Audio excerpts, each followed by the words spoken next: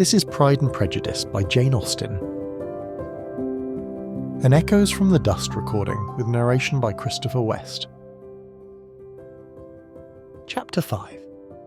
Within a short walk of Longbourn lived a family with whom the Bennets were particularly intimate. Sir William Lucas had been formerly in trade in Meryton, where he had made a tolerable fortune and risen to the honour of knighthood by an address to the king during his mayoralty. The distinction had perhaps been felt too strongly. It had given him a disgust to his business and to his residence in a small market town, and quitting them both, he had removed with his family to a house about a mile from Meryton, denominated from that period Lucas Lodge, where he could think with pleasure of his own importance and, unshackled by business, occupy himself solely in being civil to all the world. For though elated by his rank, it did not render him supercilious. On the contrary, he was all attention to everybody. By nature inoffensive, friendly and obliging, his presentation at St. James's had made him courteous. Lady Lucas was a very good kind of woman, not too clever to be a valuable neighbour to Mrs. Bennet. They had several children. The eldest of them, a sensible, intelligent young woman about 27, was Elizabeth's intimate friend. That the Miss Lucases and the Miss Bennets should meet to talk over a ball was absolutely necessary, and the morning after the assembly brought the former to Longbourn to hear and to communicate. "You began the evening well, Charlotte," said Mrs. Bennet with civil self-command to Miss Lucas. "You were Mr. Bingley's first choice." "Yes, but he seemed to like his second better." "Oh, you mean Jane, I suppose, because he danced with her twice. To be sure, that did seem as if he admired her. Indeed, I rather believe he did. I heard something about it, but I hardly know what. Something about Mr. Robinson." "Perhaps you mean what I overheard between him and Mr. Robinson. Did not I mention it to you? Mr. Robinson's asking him how he liked our Meryton assemblies, and whether he did not think there were a great many pretty women in the room, and which he thought the prettiest." "And is answering immediately to the last question." "Oh, the eldest Miss Bennet, beyond a doubt. There cannot be two opinions on that point." "Upon my word! Well, that was very decided indeed. That does seem as if. But however, it may all come to nothing, you know." "My overhearings were more to the purpose than yours, Eliza," said Charlotte. "Mr. Darcy is not so well worth listening to as his friend, is he? Poor Eliza, to be only just tolerable. I beg you will not put it into Lizzie's head to be vexed by his ill treatment, for he's such a disagreeable man that it would be quite a misfortune to be liked by him. Mrs. Long told me last night that he sat close to her for half an hour without once opening his lips." "Are you quite sure, ma'am? Is not there a little mistake?" said Jane.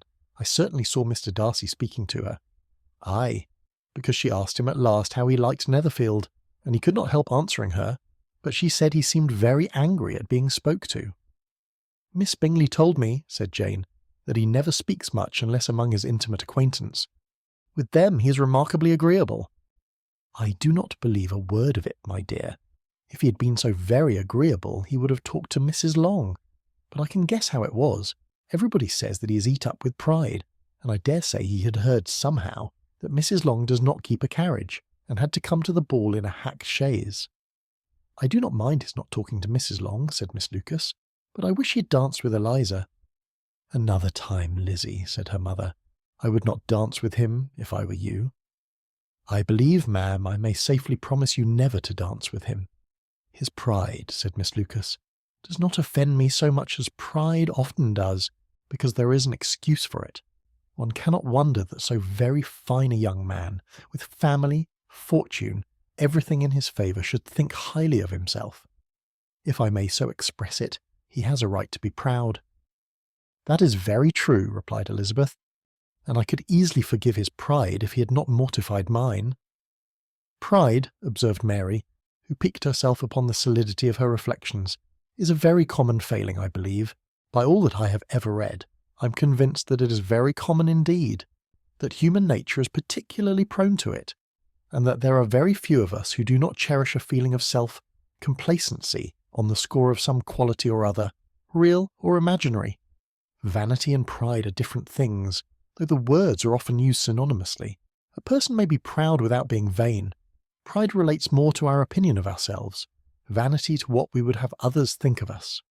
"If I were as rich as Mr. Darcy," cried a young Lucas, who came with his sisters, "I should not care how proud I was. I would keep a pack of foxhounds and drink a bottle of wine every day." "Then you would drink a great deal more than you ought," said Mrs. Bennet. and if I were to see you at it, I should take away your bottle directly." The boy protested that she should not. She continued to declare that she would, and the argument ended only with the visit. This is Pride and Prejudice by Jane Austen. An Echoes from the Dust recording with narration by Christopher West and music by Cody Martin. If you're enjoying this audiobook and would like to see more, please consider liking and subscribing, or explore our catalogue celebrating classical literature through unique, book-inspired retail items at echoesfromthedust.com, link in the description. Discover elegant gifts, decor, apparel and stationery, inspired by timeless works like Pride and Prejudice, perfect for book lovers, collectors, and anyone seeking to bring literary classics into modern life. Thank you